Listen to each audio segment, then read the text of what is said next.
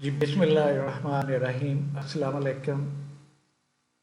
मेरी नज़र से एक रिपोर्ट गुजरी जो कि अ, बिजली के बारे में थी कि बिजली जो है वो प्लांट से बनाई जा रही है।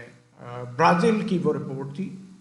तो फिर मैंने इसको ज़रा डिटेल में देखा तो मुझे पता चला कि जो बिजली है घरों की छतों के ऊपर अब लोग जो है ना फ्यूचर में, अब ये साइंसदान कह रहे हैं कि एक दिन ऐसा आने वाला है कि घरों की छतों के ऊपर लोग जो है वो पौधे लगाएंगे और उससे ना सिर्फ वो ऑक्सीजन लेंगे, अच्छी ऑक्सीजन लेंगे और बाकी चीज़ें भी लेंगे साथ, मतलब जो भी वो पौधा होगा, फलदार पौधा या जो भी है, साथ ही साथ वो बिजली भी उनसे लेंगे।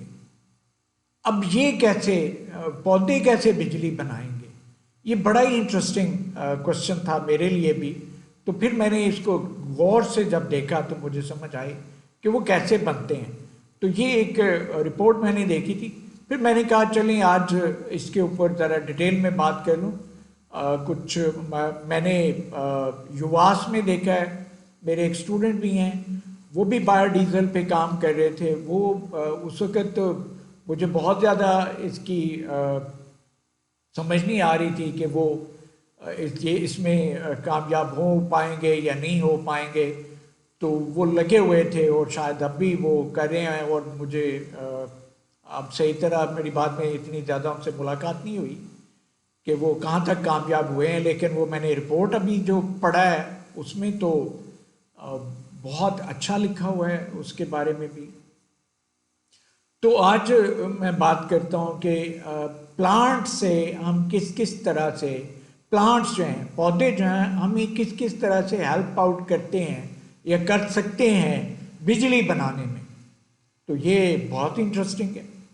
तो सबसे पहली बात कि जिस तरह आप ईंधन जला के आप बिजली बना सकते हैं, इसी तरह पिछले दिनों मेरे हम इंसुलेटर लगा रहे थे यूनिवर्सिटी में, एग्रीकल्चर यूनिवर्सिटी फैसलाबाद में। तो वहाँ पे एक इंजीनियर जो है वो, उनसे मेरी मुलाकात हुई। उन्होंने कहा कि यार आप इंसुलेटर लगा रहे हैं और ये आपने वो जानवरों को जलाने के लिए लगाने हैं, तो जो गैस भी आपने इस्तेमाल करनी है और जानवर ने भी जलना है, तो इससे तो हम बिजली बना सकते हैं। मैंने कहा अच्छा, इससे बिजली बन सकती है? कहते जी बिल्कुल बन सकती है। तो जिस तरह आप डीजल जला के और पेट्रोल जला के, गैस जला के बिजली बनाते हैं जो जनरेटर से और मुख्तलिफ चीज़ों से, तो इसी तरह ये जो वेस्ट है, कूड़ा है, एग्रीकल्चर वेस्ट है, गन्ने का फोक है या लकड़ियाँ हैं या बरादा है, जो भी इस तरह का वेस्ट है, पत्ते हैं, उनको जला के भी आप एनर्जी बना सकते हैं और बिजली बना सकते हैं। और वो कह रहे थे कि मैंने इस तरह का कामयाब तजर्बा किया है और ये मैंने पढ़ा भी है डिटेल्स के साथ, क्योंकि जो एक रिपोर्ट मैंने देखी थी मैं वो देख रहा था। तो मैंने कहा चलें आज बात करते हैं कि पौधे ना सिर्फ हमें ऑक्सीजन देते हैं और दे सकते हैं, और पौधों से हमें फ्रूट्स और वेजिटेबल पता नहीं क्या क्या मिलता है, इसके अलावा वो हमें बिजली भी दे सकते हैं। वो कौन कौन से तरीके हैं जिन तरीकों से हमें बिजली मिल सकती है? तो वो जो रिपोर्ट मैंने ब्राज़ील की देखी थी उस पर मैं एंड पे बात करूंगा, वो बहुत ही इंटरेस्टिंग है। तो ज़रा वीडियो पूरी देख लीजिएगा, आप लोगों को भी पता चले कि पौधे हमें किस किस तरह मददगार साबित हो सकते हैं। और वो क्लेम कर रहे हैं कि जी छतों के ऊपर लोग जो है ना, और उन्होंने एक छत पे लगाया भी हुआ है, और एक घर में वो कहते हैं 30 to 40% इलेक्ट्रिसिटी जो है वो हम पौधों से ही इस्तेमाल कर रहे हैं। तो वो कैसे कर रहे हैं वो, उस पर मैं बात एक्चुअली करना है। और इसके अलावा मैंने कहा और भी तो तरीके हैं ना जिसके ज़रिए से पौधे हमें बिजली दे सकते हैं और देते हैं। तो एक तो जो वेस्ट है पौधों का उसको जला के भी हम बिजली लेते हैं। इसके अलावा ये जो पौधों से एथेनॉल बनती है, वो एथेनॉल से भी आप एनर्जी बना सकते हैं। बायोडीजल बनता है, तो बायोडीजल से भी आप फिर इलेक्ट्रिसिटी बना सकते हैं। तो ये एक और दूसरा तरीका है। और ये वो एक साइंसदान जो है वो युवास में माइक्रोबायोलॉजी डिपार्टमेंट में वो इस पर काम कर रहे थे। और मुझे अच्छी तरह याद है कि वो लास्ट जब मेरी चंद साल पहले मुलाकात हुई थी तो कहते सर हम वी आर वेरी सक्सेसफुल। उन्होंने कोई शायद मुझे बल्ब जला के भी दिखाया था। तो वो भी एक तरीका है। उसके अलावा ये जो सोलर एनर्जी है, सोलर, इसमें भी क्लोरोफिल बेसिकली वो फोटोवोल्टाइक सेल हैं, वो क्लोरोफिल यूज़ करके तो उससे भी इलेक्ट्रिसिटी, सोलर सिस्टम को वो इलेक्ट्रिसिटी में, डायरेक्ट इलेक्ट्रिसिटी में कन्वर्ट कर दिया गया है।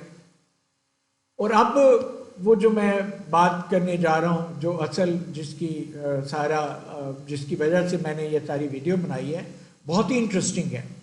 वो क्या है जो कहा गया है कि जी आप घरों की छतों के ऊपर लोग जो है या लॉन्च के अंदर भी लोग इस तरह की सिस्टम लगाएंगे कि वो बिजली अपनी 30 से 40% बिजली जो है वो अपनी बना सकें फ्री में। और ये फ्री में है और ये जो है ग्रीन इलेक्ट्रिसिटी है, ग्रीन एनर्जी है।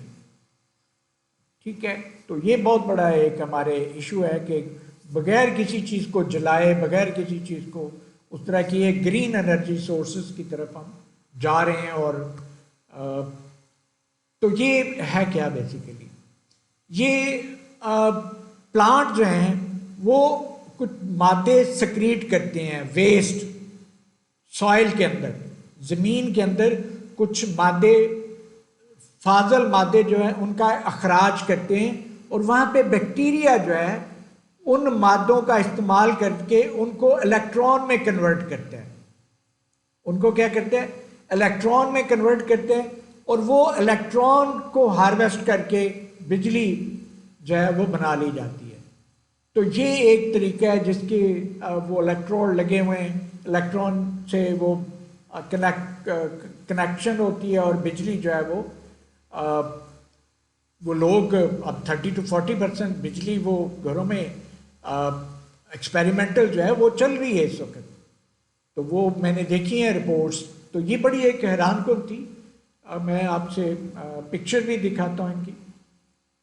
तो ये थोड़ा सा कॉपीराइट इश्यूज होते हैं, मैं इसलिए बहुत ज़्यादा चीज़ें दिखाता नहीं हूँ, बातें वैसे ज़्यादा कर देता हूँ ताकि मेन मकसद तो आप लोगों को एजुकेट करना है कि फ्यूचर में हम किस तरफ जा रहे हैं। और हमारे लिए अच्छी अच्छी खबरें भी हैं और बड़ी सस्ती बिजली भी हमें मिलने जा रही है और बहुत सारे तरीके हैं और साइंसदान लगे हुए हैं काम करने।